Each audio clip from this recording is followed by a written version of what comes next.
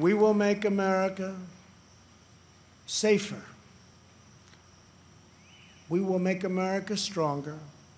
We will make America prouder. And we will make America greater than ever before. I am very, very proud to be the nominee of the Republican Party. I love you all. God bless you, and God bless America. Thank you very much. In the wake of the murder of Ahmaud Arbery, George Floyd, and legend Taliaferro, a moment of national racial consciousness, I have seen his true conscience. I just wish everyone could see the deep empathy he shows to families whose loved ones were killed in senseless violence. President Trump has made it clear that if you want safe communities, you must have police departments with the highest standards. President Trump does not dabble in identity politics. He wants everyone to succeed and believes in the adage, a rising tide lifts all boats. Many on the other side love to incite division by claiming that President Trump is a racist. They could not be more wrong. New Yorkers wonder, how did we get overwhelmed by crime so quickly and decline so fast? Don't let Democrats do to America what they have done to New York. Again, the Democrats are urging you to vote for an obviously defective candidate. Biden has changed his principles so often, he no longer has any principles. He's a Trojan horse with Bernie, AOC, Pelosi, Black Lives Matter, and his party's entire left wing, just waiting to execute their pro-criminal, anti-police socialist policies. To this day, we've never heard from Joe Biden. Instead, the Obama administration hid behind policy so much that we felt hopeless when they kept us from negotiating to save Kayla's life. The administration showed more concern for the terrorists in Guantanamo than the American hostages in Syria. The military prepared a rescue mission, but the White House delayed it. By the time it went forward, Kayla had been moved to another location.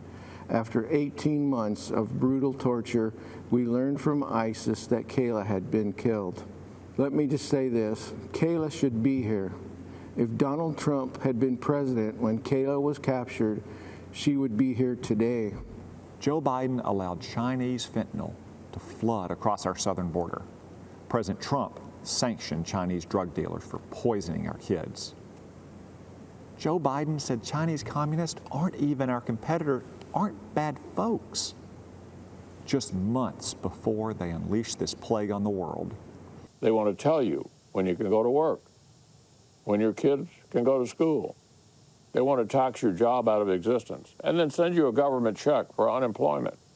They want to tell you what kind of car you can drive, what sources of information are credible, and even how many hamburgers you can eat. They want to defund the police and take away your Second Amendment rights. They want free health care for illegal immigrants, yet they offer no protection at all for unborn Americans. They want to pack the Supreme Court with liberals intent on eroding our constitutional rights. And they want to codify all this by making the swamp itself, Washington, D.C., America's 51st state. With 2 more liberal senators, we cannot undo the damage they've done. For the first time in a long time, we have a president who has called out Washington's hypocrisy, and they hate him for it. Dad, people attack you for being unconventional, but I love you for being real, and I respect you for being effective. Our president refuses to surrender his beliefs to score point with the political elite. To my father, you are the elite.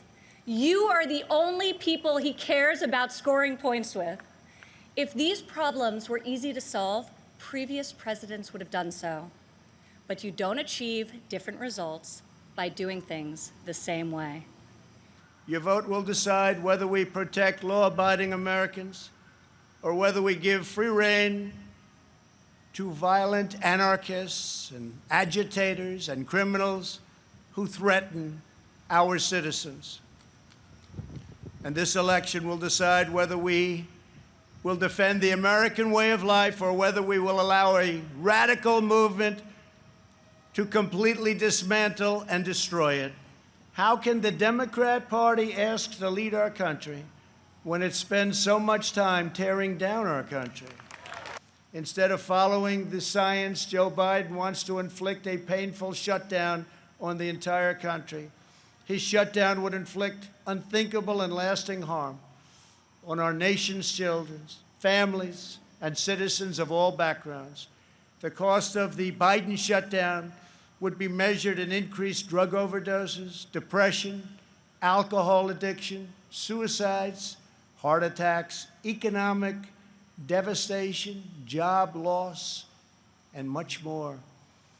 Joe Biden's plan is not a solution to the virus, but rather it's a surrender to the virus. We will have a safe and effective vaccine this year, and together we will crush the virus. Biden is a Trojan horse for socialism.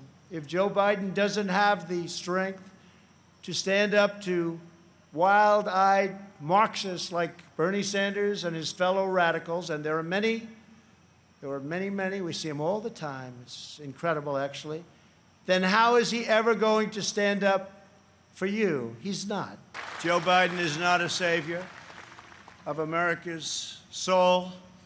He is the destroyer of America's jobs, and if given the chance, he will be the destroyer of America.